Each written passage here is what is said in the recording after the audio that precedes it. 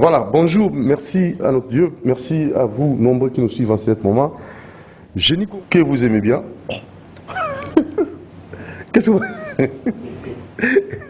Oh, c'est pas vrai ça. Voilà, merci beaucoup, excusez-moi, moi je suis un peu surpris, hein. La technique, voilà un peu la nouvelle technologie, NTIC. Nous vous saluons, très chers téléspectateurs nombreux qui nous suivent en ce moment, de nous montrer qui vous retrouve en ce jour de jeudi. Et on aura recevoir pour vous des génies qui vont vraiment nous orienter, hein, surtout pour notre pays, l'arrière du Congo.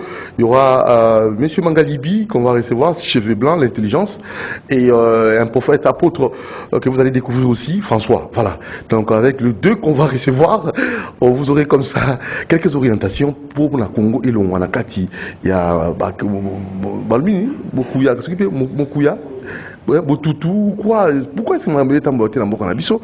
Alors, il y a une proposition concrète. C'est à quel niveau? Mboka est dans la problème. Tout le monde est Mboka. 61 après l'indépendance, tout ça, coup de chapeau, tout le monde est bien. Bonne nouvelle. Donc, bateau de pêche pour la RDC, Calamité. Déjà, tout le monde, ça reste à vérifier cette information. C'est sûr, ils ont la bonne, ils ont qui toquent au mini, tout le monde, quand on va les bêler. Pas bio, des gens qui font les balais.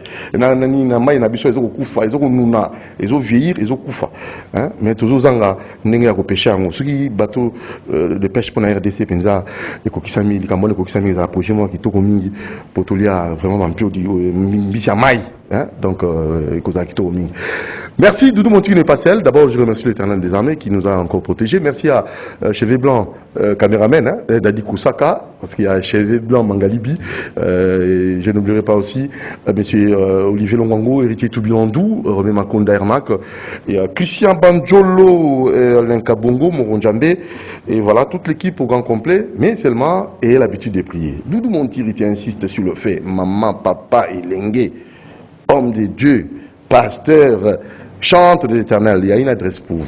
Donc allez-y, nombreux. Il y a un cadre bien aménagé. Vous allez prier dans de bonnes conditions. C'est sur l'avenue Suisse 42 bis à Lupin.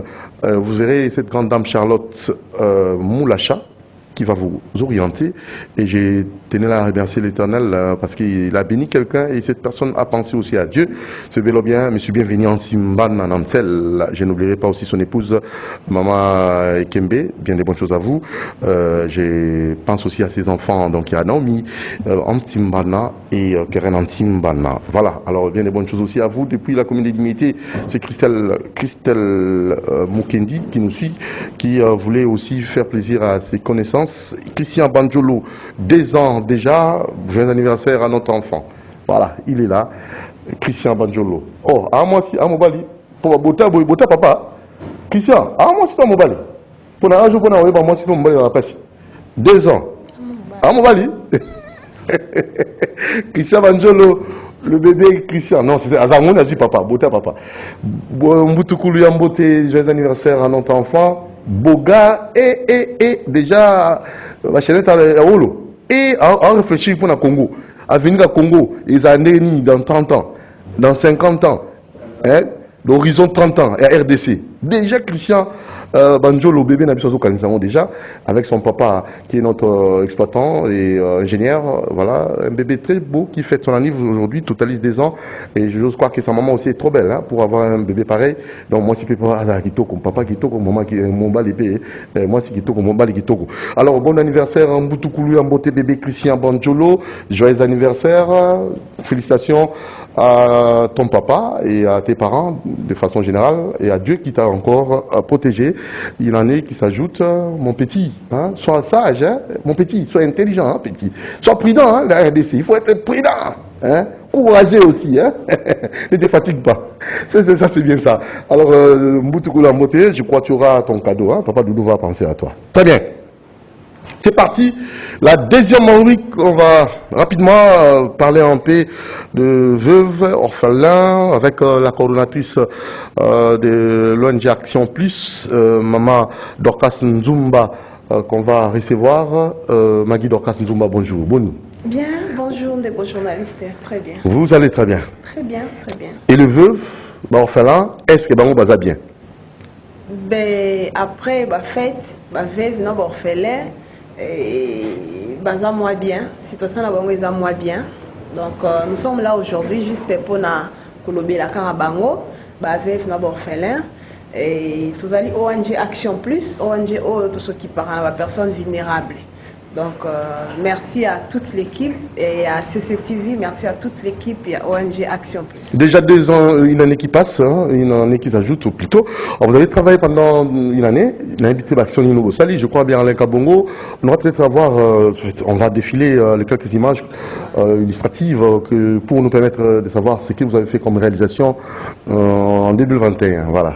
Ouais, en 2021, on a fait quelques réalisations. Oui. Et tu effectué qui vraiment des sentiments ébélés, dans la commune ébélée, dans la quartier ébélé, tout ça qui il fallait qu'il tout ça là.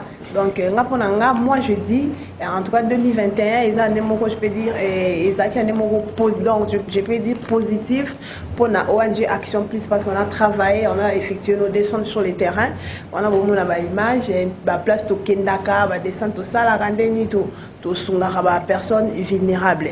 Moi je dis toujours de Kodoudou, moi c'est bien beau de travailler avec personnes vulnérables, mais le gouvernement peut avoir musala makasi pour na kosunga batuana. Gouvernement faut tirer biso maboko parce que biso to koma la place oyo bango ba koma raté. Biso to kitaka ba descente to za ba cas ébélé, il y a ba personnes vulnérables, il y a ba maman veuve oyo ba déranger biso à tout moment.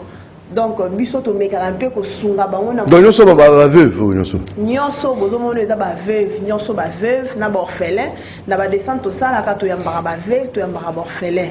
Donc, eza musala to sala ka to meka un peu ko sunga bango na mukie o nzamba pesa biso na ba partenaire o ba tsara biso maboko. Mais gouvernement azala musala pe makasi faut atia biso maboko po to eba na ko continuer musala o malamu. Moi, je dis toujours ce que nous sommes en train de faire c'est bien beau, mais en tout cas, je dis toujours que il faut qu'une loi justement soit votée pour protéger la femme après le décès de son mari parce que la femme elle n'est pas protégée. Elle est exposée, hein? Ouais, la femme elle n'est pas protégée. Donc biso todo sala todo mais quand peu sunga bango mais il faut que loi moko vraiment dans la voter pour protéger la femme et les enfants parce que moi ndenge ozana donc on travailler on bunda pour na base et pour na bana na yo pour na mwasi mais lelo mona bozate famille bazuna bana na yo na mwasi libanda bala ba komi ba fazer ba chèque. Donc moi je pense qu'il faut qu'une loi soit votée pour protéger la femme après le décès de son mari. Action égale sourire, ça veut dire? Ouais, action égale sourire les ali programme moko to ONG Action Plus c'est ça là qui wana bozo mona voilà tozo to mega un peu ko pesa ba maman veuve deka to le baka ceux qui to pesa l'eau sucre c'est bien mais to mega un peu ko pesa moi enveloppe moko boy moi 50 000 francs 50 000 en tout cas ils ont monté mon topé ça bon moi 50 100 000 topé ça na ba maman ba meka un peu côté ka ata makala masangu fufu ndenge to ça rendre programme wala to benga ngo action égale sourire. Donc ceux qui ba partenaire na biso nzambe a touché ba moi pamboli bango ba meka un peu ko sunga ba maman veuve na nzela ya ONG Action Plus to benga ka quelques maman veuve ba teka ka ba sala moi eloko to pesi mbongo a meka un peu ko ba soit pe ba o pe ba teka to bengaka bango to mekaka mpe ko sunga bango parce que to soira ba doléance ebele ya ba maman veuve omona maman veuve mususu ayebo non maman ngai nazo luka 10 000 francs la banoteka na luka 5 000 francs na luka 20 000 francs nde ba maman bongo to bengaka bango nde na programme na biso ya action égale sourire to mekaka mpe ko sunga bango na quelque chose pour na ba banda ko teka nde programme na biso action égale sourire to za na programme sous action égale santé wana ezali là je remercie déjà docteur Alfred wana eza programme na biso etali santé to sungaka ba maman veuve soka beli na ba orphelin to dans l'hôpital na biso ya docteur Alfred a contactaki biso alandaki biso kaka boye abengaki biso lobi ye aza na mbongo te mais aza na 2 centres de santé oyo atie en disposition ya ba maman veuve na ya ba orphelin. Donc nde na programme wana to benga action égale santé. Donc soki obeli okekuna osomba fiche te consultation ofele osomba kaka ba kisi. Donc to meka un peu ko sunga ba maman veuve na balolenge wana. Voilà un peu où ezali sortie officielle, il y a ONG Action Plus. Donc tout ça est sortie officielle na biso, ça fait déjà quelques mois passés. wana bozomona na ba image. Donc c'est un peu ça. Voilà, alors maintenant bosenga nos amis parce qu'on doit nécessairement savoir parce que les lots nyomoko okukate hein, il faut nécessairement aux soutien il y a population ou peut-être mingi bazana culture on a qui kosunga ba bazangi ba keleli ba msumutema vraiment biso lelo tobi chaque émission to yambayo. On avait fait une promesse ferme. À un moment, on a vu sur Action Plus, il y a au filet, juste 10 minutes pour un passage, à quoi sa numéro de téléphone, à contacter au bazan makoki pour komisango, au komisango la bisika au bazo bazan bosenga. Voilà un peu apport de la CCTV, na promoteur nango, pourquoi pas aussi na cordon, voilà. On a évité yo na niveau na yo.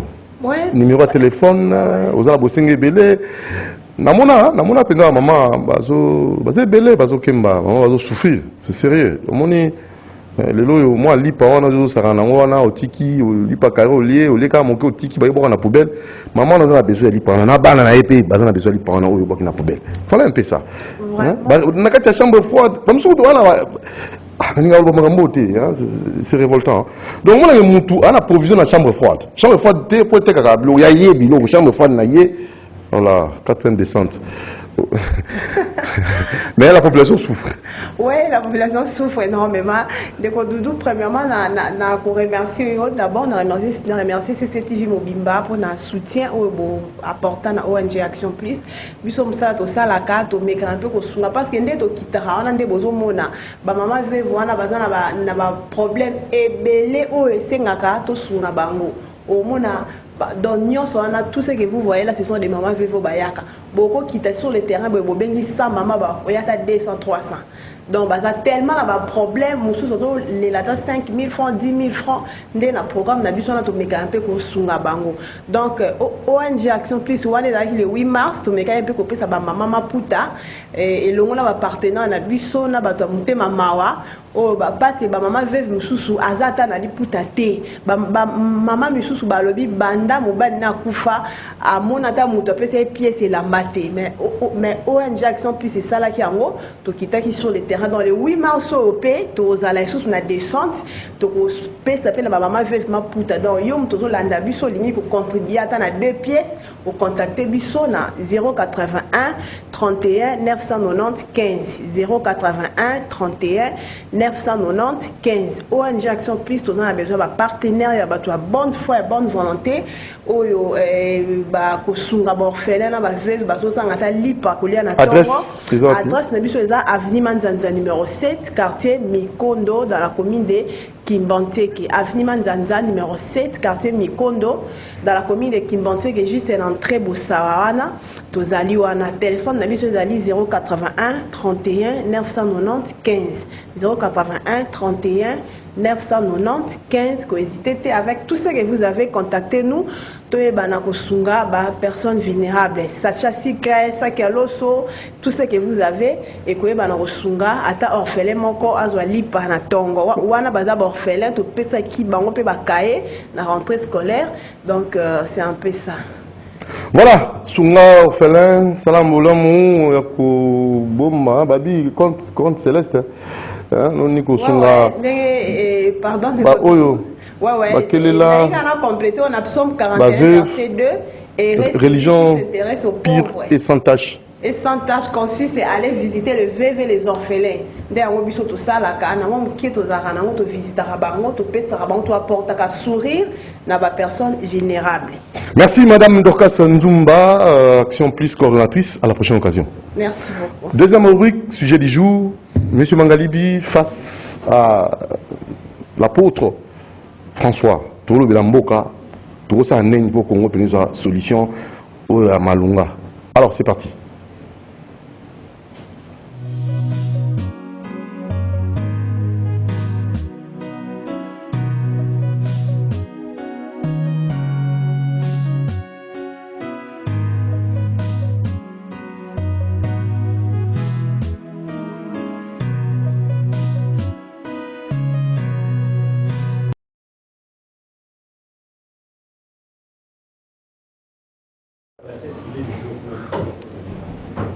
Voilà, merci beaucoup. Top chrono. 10h47, hein, voilà, on va ensemble avec nos deux invités, Tolo de la Congo. Rien que pour les Congo, il y a l'apôtre François, il y a M. Mangalibi, Oyo, Toro Megakosolanano, Nini, Oyo, Sengeli Kosala pour Congo, Nabiso, et vraiment solution. N'a pas essayé de nous M. Mangalibi. Bonjour, M. Mangalibi. Santé bien. Oui. Congo est un mboka edikia, mboka elaka, mboka elengi, mboka ya na mutuno tawasanga na Esaïe 18. On a la dimension où la considération d'Amazon en fait à Congo et que Batubalinga Balingate, Tokokota Nelikia. Donc Batubalinga Balingate, Tokokota Nelikia. Ah. Mais ton salaire, quelle démarche? Bon, comme on l'a toujours. Parce que Génie Congo est une mission solution. On vous reçoit pour boire la solution. Bon, après, Elenga Congo, c'est quoi? Le Congo. Malade, Congo, c'est là. Non, non. Parce Congo va robber là. Le pays n'a pas de problème. Le Congo est dans la Bible. Les lois de Mouton sont dans Capernaum et il y a un temple où Jésus venait souvent. La carte, il y a Mboka Congo et ça destiné à Mabélé. Pour dire que Badion se voyait en idée de balkanisation. Et là, on s'en appunde.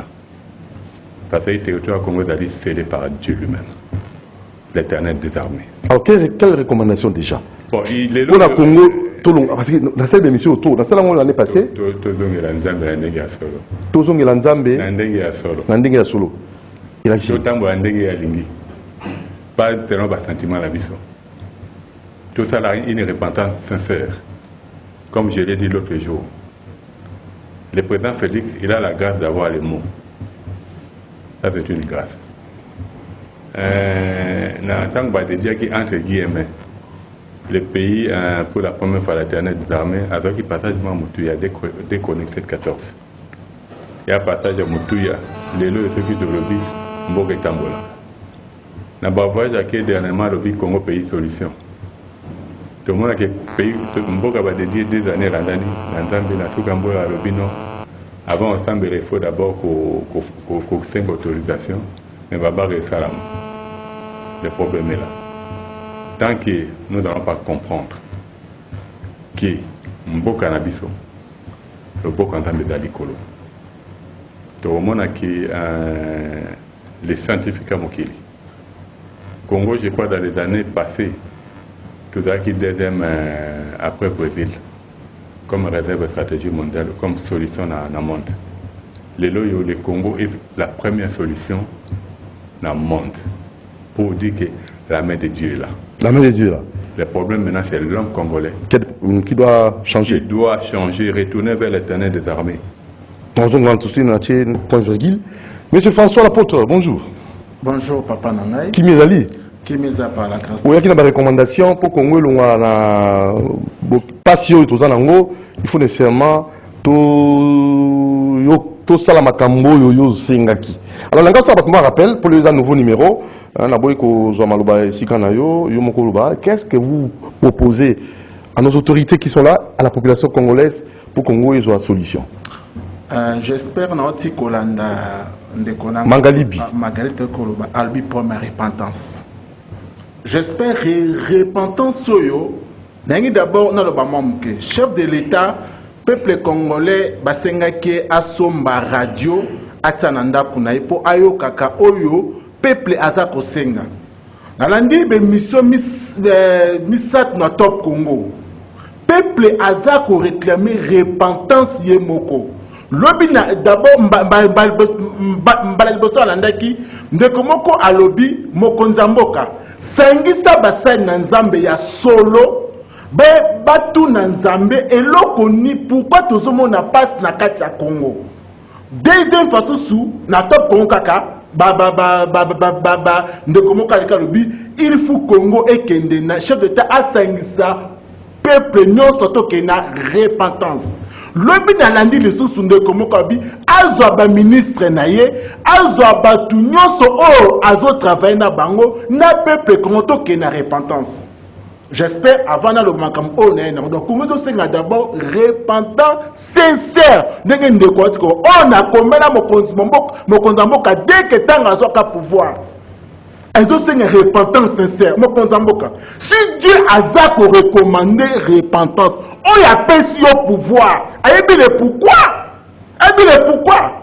Ce qui nous a repentance, on y appelle sur le pouvoir. Et le pourquoi? Repentance en haut, et c'est ma néni. C'est ça Mais le il y a problème. un qui bino awa, nzamba lo baki boy. Il faut to bana katanga. Alors baki ngo bien katanga, to tambo kongo mobimba. To futo ça na katanga 42 jours. To kina mujba futo na kongo mobimba. Pour na purifier mboka. Message de repentance est que depuis 2006. Tant on a dit et pas champion Bemba Gombo. C'est même le message. En fait, on a un budget il y a 40, il y a pas besoin de bon. Budget déjà n'attend wa Kabila si et pesama. Combien? On sait combien? Et là, quand on a tout ça, na la liste, na moi pas na bisango za te budget c'est pesama qui. Mais là quand on ça la Pas besoin de bon, ça ni. Tout ça to la musala nzambe na Congo pour la repentance. Mais sans bon, ça non. Papa, avant mboka que na repentance, mutako tsaka mboka na repentance mokonza mboka. Il faut y aller que non, mboka na nga ekena nozo kotsa mboka na repentance parce que tozo kokate. Ndenge fama ki na nini, ndenge nzambe osenga na RDC. J'espère ndeko a out kolobake, bakuta carte ya cap na ya Congo na carte ya cap. Nana ke le kwana. Eza pasteur Ngales. Alors que à côté de carte, ça comment on a vu ça. Mais il faut être tellement bon qu'ils en a sauvé. Si Zambé, pasteur il y a en Nigeria, entre la Congo, il fait qu'il n'y a pas d'ance. Alors tout le bango. Mais tout ça qu'on a TV, pour tout ça là-bas, chantage, tout ça, tout ça, pas battre. Pour que la solution. Bon, on peut passer combien de sous les Tambouté, presque la mouké, mais tout ça pour la Congo, et puis papa, tout ça pour ça, tout ça, je l'ai pour la Mboka. Mais Mboka. Kanda. Papa, ne connaissons pas à l'habitude de la répétence. Tout le monde qui non, qui nous a na Mboka.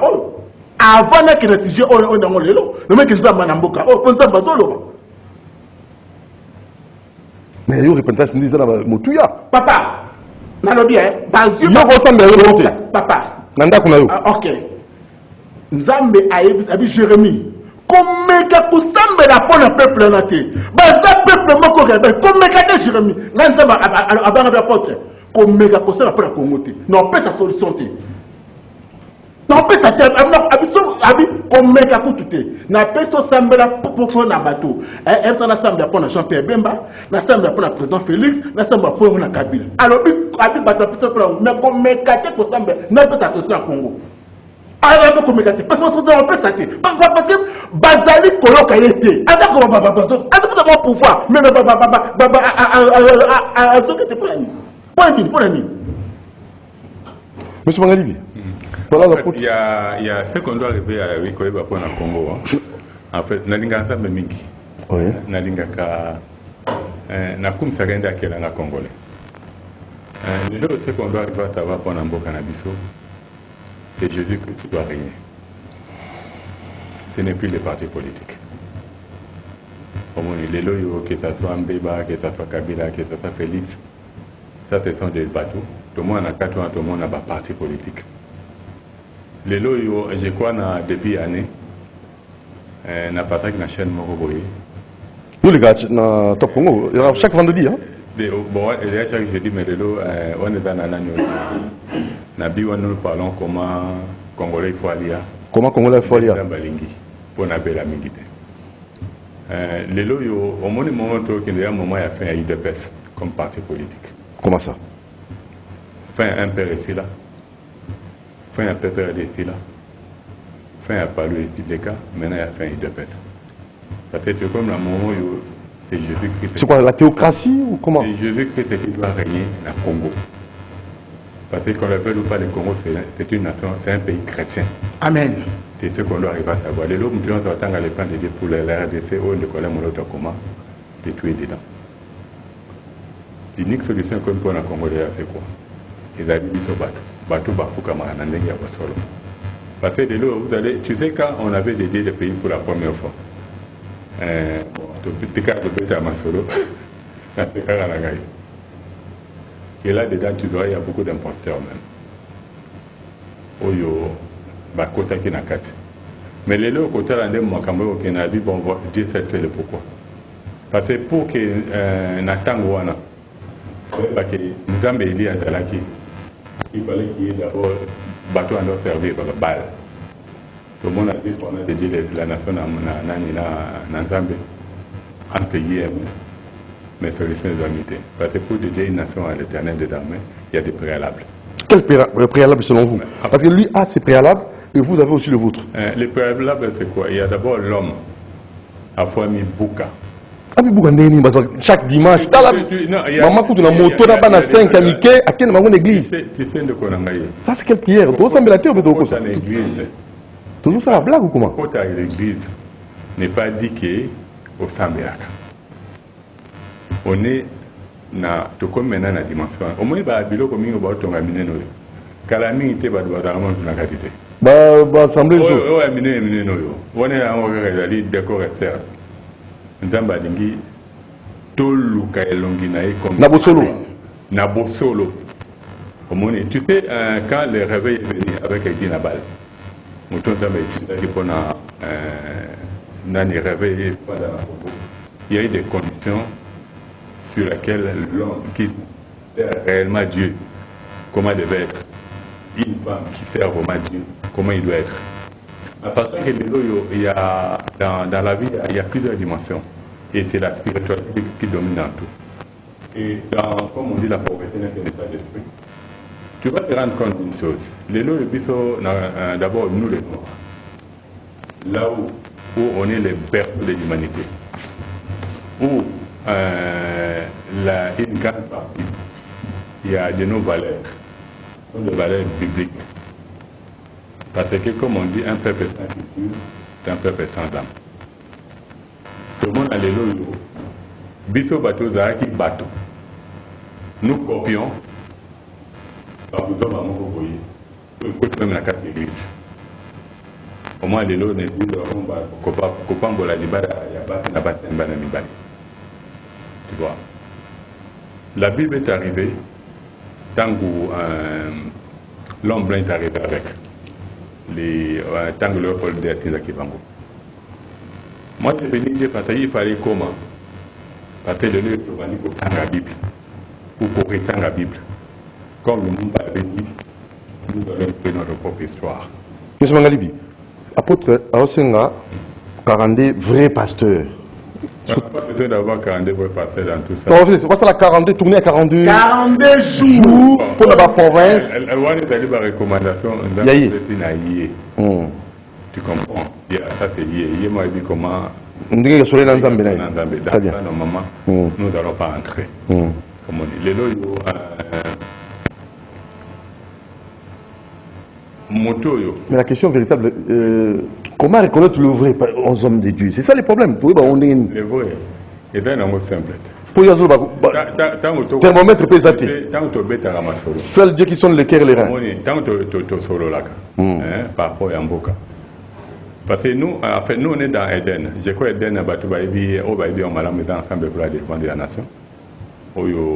Chaque fois, donc ils allaient la mission qui allait moloto avec les faits, que nous continuons avec les gens qui la médaille. Eden, ça veut dire quoi? Ensemble pour la défense de la nation. Ensemble pour la défense de la nation. Eden. Eden, la mission continue. Tu vois, il y a Misal et Salama Minki. Mais par rapport à ce semble la pour un bocage, je sais que même dans des époques, elle est moloto.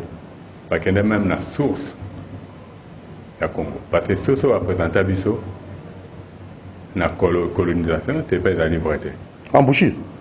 Nabi source. Source. La fleuve Congo. La qui s'abisso, Anna. Les affaires sources. Et d'arrêt en côté. Source. On va qu'il y a 4 véritable. Izali. Où Izali? Izali. Ils sont à côté de Katanga. Oh, donc il n'y a pas le but Katanga, non? Donc, ils ont la carte à grotte. Et Bombana, c'était un endroit où les gens faisaient beaucoup de sacrifices. Oh là. Mais ils ont eu à travailler un travail. Un travail à Makasi pour neutraliser la force de mal qui était là. Aujourd'hui, le problème est resté plus au niveau de Abisso bateau. Donc la force est déjà neutralisée. Il a neutralisé. Les loyaux, dans les plans de Dieu, comme je viens de dire tout à l'heure là, il y aura plus de partis politiques qui doivent dire qu'il y a un parti de Songolo non. Pour la marche à Congo, et d'aller, tu sais, la grâce c'est quoi? Tout à Namibeko, une grande partie à Mibeko na biso. Il y a partout, il fallait te bando 4. Babi état laïque, katana, c'est un état chrétien. Dans le moment, on est comme un peu bon. Le lot, on a créé l'union sacrée, il y a tout le monde qui est là. Vous allez voir que dans la marche, ils ne travaillent pas pour l'intérêt du Congo. Mais dans le moment, tu sais, Dieu est en train de susciter les vrais. Si on est un mot avant, ils arrivent à coller là. Comme Kimia. Non, Kimia côté. Bon, nous même. Dieu est en train de. La paix. Tu n'as qu'à la société. Pour dire que tu es comme dans un moment où au moins être président d'aller en Félix. Il a eu la grâce d'être président il y a un moment où. Mais ceux qui ont eu qui disent ah, dans écoute en embêté. Mais on t'entend pas bêter d'aller mon co. Ceci n'a pas été d'aller nini. Même ça, ça la thème se repentir dans les solo et permettre à ce que parce que il y a la vie sur terre et puis il y a la vie éternelle. Pour les lois, est-ce que dans le monde n'a évité et ça la m'a rappelé M. Mangalibi population c'est une repentance il y a mon Konzamboka un ministre n'a pas payé de développer le monde. Tu sais la grâce que la grâce que mais comment est-ce que le Congo vous regardez ça? Le Congo c'est un pays que Dieu a mis en part. Amen. Il y a deux nations. Il y a la nation d'Israël que nous voyons et le Congo. Pour dire que le Congo est un grâce de la vie. C'est exceptionnel. Et un grâce de la vie. Tanga Isaïe 18, tu vas comprendre que c'est grâce à la vie. Nous on n'a pas demandé. Et cette grâce-là, maintenant c'est à l'homme congolais de comprendre. Parce qu'aujourd'hui, bon, faut que nous tournions dans l'église. Non. Il y a une ligne de conduite. Parce que tu sais, quand le réveil a commencé au Congo, à ce moment-là, quand tu lis dans Proverbe 31, tu vois le rôle d'une femme. Maman botaka mwana. Maman la mwana ntela. Oka mwana kokamba. Maman la mwana tamboli. Mwana batambola ko batala. Faut dire que la femme dans cette marche avait un rôle à mon aîné. Parce que le péché est entré par la femme, le salut est venu par la femme. La femme, une femme sage, bâtit sa maison. Et une nation constituée des maisons ou des familles. Quand le pays ne va pas, tel qu'on est en train d'aller maintenant, c'est à nos femmes. Maintenant, qu'on fanda, qu'on talame, to memi mi bale na biso, to memi bana na biso wapi. Tu vois? De là, on est dans plusieurs dimensions. Je n'en connais pas exemple dans le volet économique. Aujourd'hui, maintenant, c'est même plus. Parce qu'il y a des là 3 ou 4 ans, la femme noire, et rien qu'avec ma perruque, mèche, perdrait 7 milliards de dollars l'an pour de futilités. Pendant qu'un temps, il y a un couronne à Moutouya. Parce que ceux qui ont dit couronne à Moutouya, mais ils vont casser de l'argent.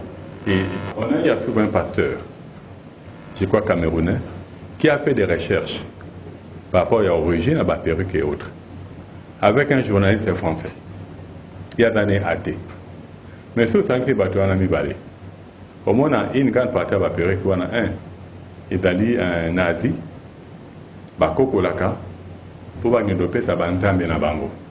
Tant qu'il n'y a pas bantambe na bango, Basaline de Nibake, Basokole, Ambo, donc sont sur le marché. Yolati. Après le sang des faux au nom de Jésus. Il ne faut pas se moquer de Dieu. On ne doit pas se moquer. Donc, là, mais il y a tout ça. Mais le moment où on a passé à la table à bon à côté.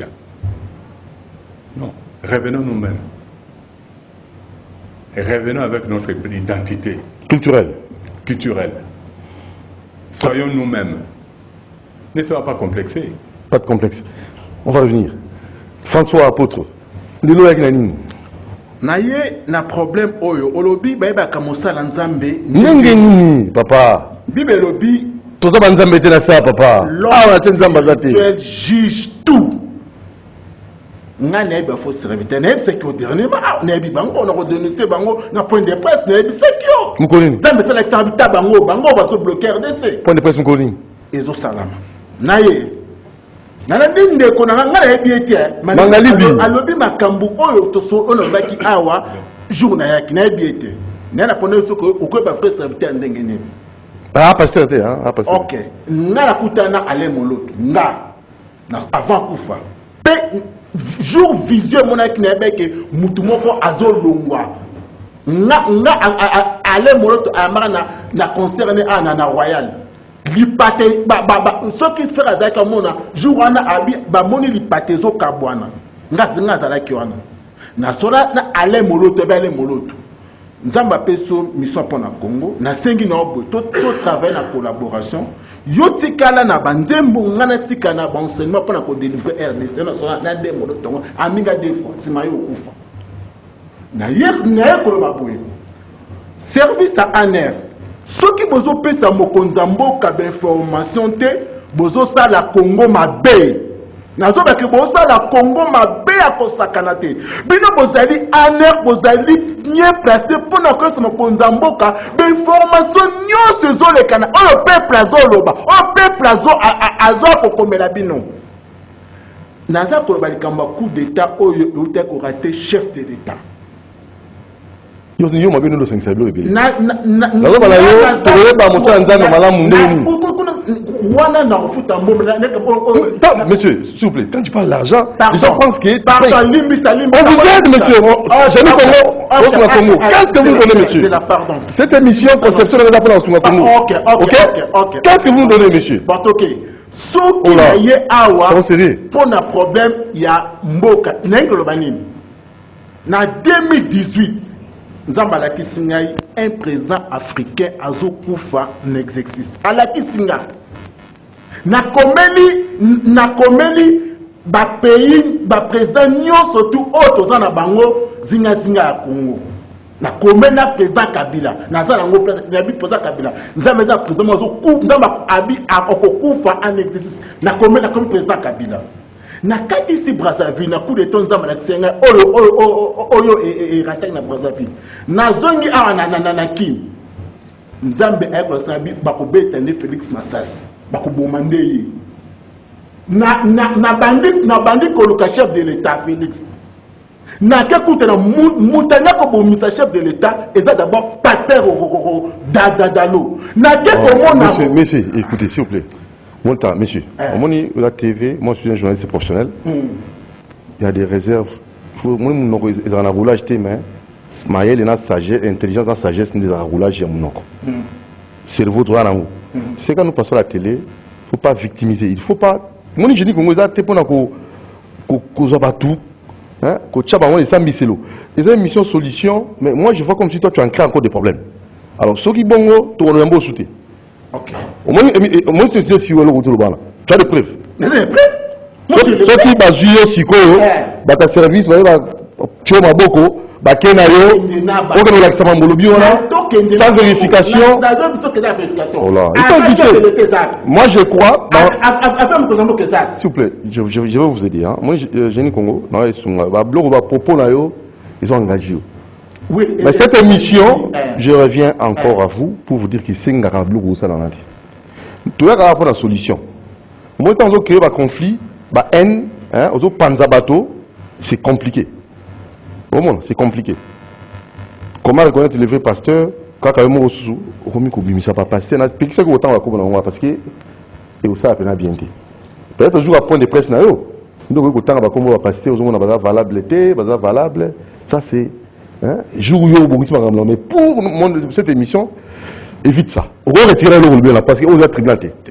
Retire ça. Papa, na mo sa nzambe na retirer ngote. Donc boy. Na écoute kala bongo. Donc ça vous engage. Etelinga moko. Popo na sa moko nzamboka. Etelinga mo so moko nzamboka. Popo to sunga mboka etelikanga moko. Na retirer ngote. Parce que na moni passe pour na mboka oh. J'ai souffri. Nzamba kota. J'ai souffert papa. J'ai souffert nzamba kota. Ba j'ai mo pour na mboka. Alors passe un message boy et reçoit ba wa. So comme Nicolo. Monsieur Mangali, non so la pe quitter. Monsieur Mangali. Solution Congo to zande ni. Quand il faut... En fait, ce qui est bien, comme l'a dit tout à l'heure là, Nzambe ako bimsane ba vrai, ako pepe ba vrai. Pour dire que ça le Cambote c'est quoi yako non, to garder calme na biso. Je crois les vrais là. Barouita wapi, Bazali wapi. Nzambe moi et puis au monde il y avait, excusez-moi, 7000 autres. On va faire devant les dieux de Bâle. Et c'est là par rapport à Congo Banana Bango. Même dans le niveau politique, maintenant étant donné les plans de Dieu pour le Congo, doit se réaliser, se matérialiser. Est-ce qu'à dépendre dans la démarche que vous avez initiée, Dieu a dépendant de Moutou, parce que là, pour la bonne Zambéna qui s'est manifesté. Nzamba étudiera Moutou, il y a école à la Ndeko. Maso na ina Nzambe. Ce que Nzamba le bien un jour, et qu'il n'y ait pas d'aller parmi, qu'un jour, il faut tenir fléchir devant Koutana. C'est le plan de Dieu. Face à un bon. Devant Nzamba le roi même, au moins, mais chacun, n'est aux alliés boyés, on en boca. Amitara. Je crois la fois que c'est un sacrifice, le bétail de sur un plateau. Les Congo, dans le lac Tanganyika, par an, a plus de 450 000 tonnes par an à poisson. Pour dire que les richesses est awa. Le ministre de l'économie, richesse est en Mboka naye, a bien 7 millions de dollars pour foutre contrat à pêche, pas achat. Or, avec 6 millions de dollars, nous consommons même 12 bateaux de pêche. Déjà, tu as bateaux de pêche, calamité, mais dépasser 6 millions de dollars, dans les bandes contrat à pêche, pour la fin de l'année. Contrat est censé être la 31 décembre. On n'a même pas pêché. Et le ministre est là. Il n'est même pas inquiété. C'est la justice élèvera une nation. C'est la justice. Mais il y a flagrance à Bongo. S'il est là, quelque part là, Bosoto, tout le monde a raquin Bosoto. Oui, bombe à corruption. Montre qu'il va passer dans des nations où on veut réellement que les choses aillent. Nous avons un barreau qui est nécessaire. Au moins, même dans l'Assemblée nationale, Babette n'a pas soloté. Mais nous, ça ne nous dérange pas. Et puis, Nathan, il y a Pharaon.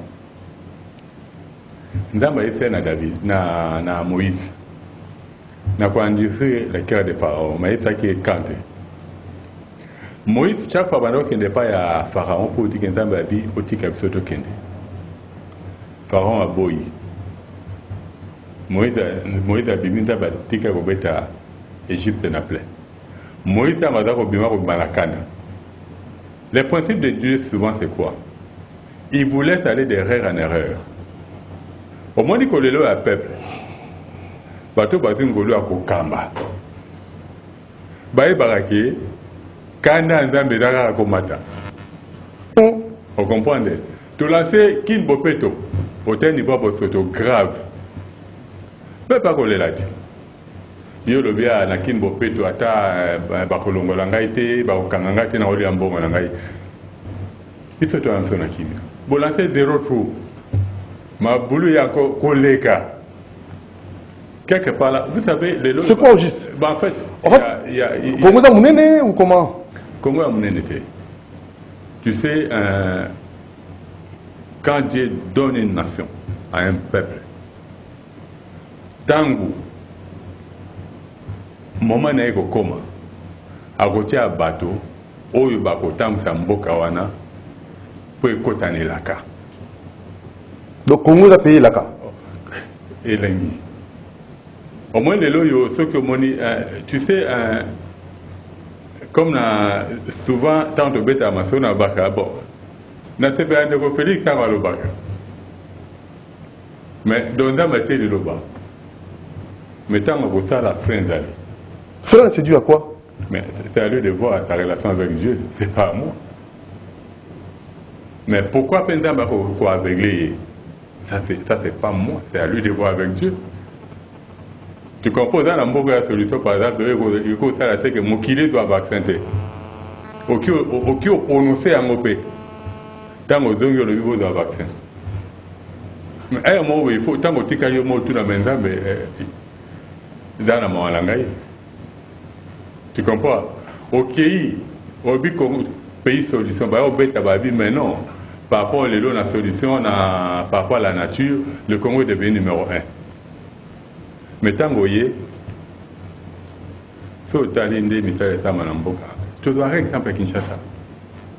Tu sais, moi j'étais encore choqué avant-hier dans l'équipe sur boulevard Triomphal namoni batolo batiaki mpona kosala niéterie il dit il y a traitement, il y a bout de vidange comme il y a bloqué dans la Kingapore. Dans le cas de l'émission, moi je crois qu'il y a de cela 3 ans, je ne confonds pas à papa de la chaîne de Kogilo. Dans le but, dès que nous avons batouana, et si on a une vidéo, il y a 3 jours dans l'équipe, on a tol pour dire que c'est un égotonda. Étant donné Bazali Batoyo, Bakoye Bakotikara comme on a té, parce que nous avons fait bêta bango makasi. Tu te rends compte qu'il cherche le sombre les bêtiments égotonda. Il ne cherche même pas à savoir comment ils sont dans la rapport l'année. On a dit que c'est bongo. Il y a des gens qui ont raté un maï moule au bêta et comme il a rendu un maï dans ma belle. Mais quand vous allez mettre du béton partout, la finalité c'est quoi? Quand on a des Chinois et ici que vous avez fait un grand centre culturel en Afrique, je ne suis pas contre, mais vous tenez compte de la canalisation et autres, et que plus ils ont rempli dans le béton, mais ils ont eu la meilleure qui est dans la balabala, caniveau on a dit, parce qu'on a dimension pour recevoir un maïs a sauté, on est étonné de voir quelque chose à maïs au tondam. Oh, il a eu, tu sais, que la présidente Félix Mawa, dans quel sens? Il est passé avant de devenir président de la République, à Top Congo, à Dana Maloupa. Alors, quand je vais devenir président de la République, au cas où on a l'équipe, on a l'état des lieux. Avant de diriger le Congo, il faut d'abord faire un état des lieux. À ce moment, tu verras là où il y a les problèmes. En des temps, on va dans Kamba, pour dans la difficulté. Mais c'est fait que Malouba Lobaka. Maintenant, on va faire là, nous avons des pianistes. C'est à lui de voir sa relation. Parce qu'il est dans un pays de la grâce. Mboko qui tel que Doudou vous allez voir qu'il y a un instrument que Dieu est en train d'utiliser pour l'intérêt à Congo, il y a des Congolais, et puis l'intérêt à Mokili. Mais quand tu arrives là, tu t'en sors pas. Et moi, Bengala Batan Nzambe va te mener. Zonga Yomoko, tiens ma bonne affaire. DJ, je dois faire quoi? Nzambe Ali Bisagati. Écoute, dans la mabé à l'ouvert au moment les lots. Mais que les gens n'ont sur la bague de l'ouvert du corps. Merci, M. Mangalibi. Parce que, apôtre François, puis sa programme, il y a délivrance à Congo, puis sa programme, le numéro de téléphone, puis sa programme, la bataille sur Balandio, puis souci na opposé à souci mingi à Congo, makamuso ekolo ba na tribunal, ekolo na parquet zo na TV. Voilà, awate. Na kosenga kaka funa que miso mona za la libre. Obimisa nyonso. Nyonso. Ah, je te dis donc na funa za la libre la misa na za prophète. Ah, donc totali so dans l'église omoni muto nzamba la question vision mama yo kana papa soki nzambe sa lobe akoma dia na suka so mo loba boy akoma dia na suka. Ah bon, donc so atini prophète akoma dia na suka po sa lobi bozo katale bozo kate so anoloba ngo so boye tant na sa ko bisoki na za prophète na za musala nzambe. Un jour, nous avons dit jour na ke kopé sa programme ndeko nanga lobi pour la repentance ya Congo. Et pas ya yo ko na tanga Congo. Na respecter yo. Na kei kotika, na kei kotika programme nzambe on a fait que Congo de délivrance, on a dit que repentance, on a fait premier ministre la biso nani Sam Malukobi. Na quel programme faire à lobby. Na fait 2 chambres à parlement, programme faire à lobby. Bah yo Nzambi, so saboter bozaka ko saboter basani, nzambi pas ko saboter bino. A ko saboter bino. Ozobali kam ezali ko le kananino na parlement, nzambi boy. So bo kaité a ko zo batamela comme so ba zoba. Et ça vous plaît ça? Mais prier pour la nation. Prier pour le pays. Parce que l'autorité, bazoka nzambe te. Bazoka nzambe te. Bazoka nzambe te. Ote amabe. Tote amabe te.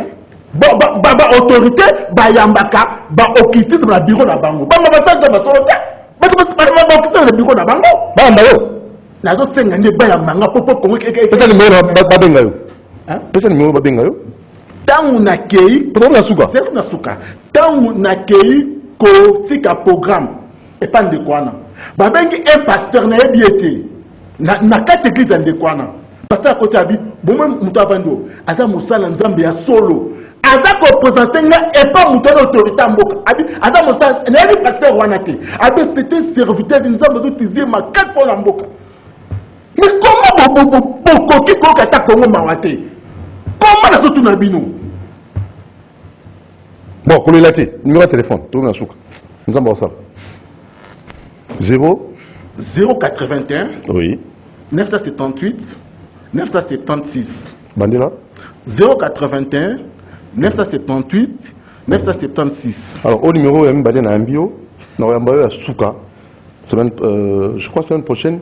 Pour que ça bengio en tout cas, tiki. C'est comme si Babo est solution pour la Congo, n'est-ce pas? Merci.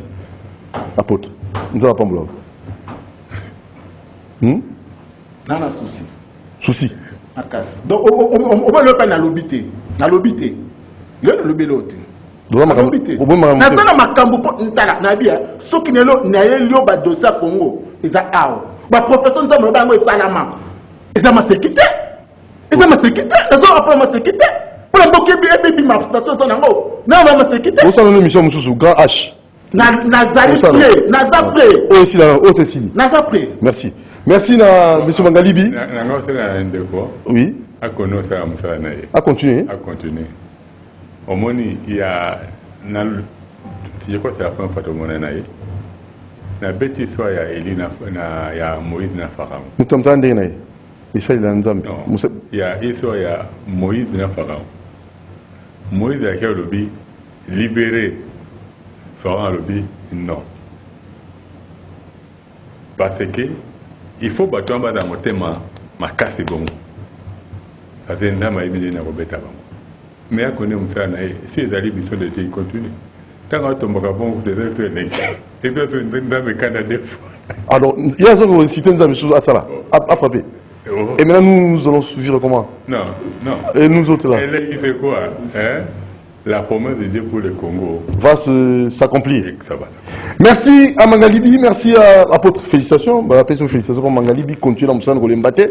Merci une équipe technique Mobimba. Doudou Montier vous aime beaucoup. Ciao, à demain. 10h30.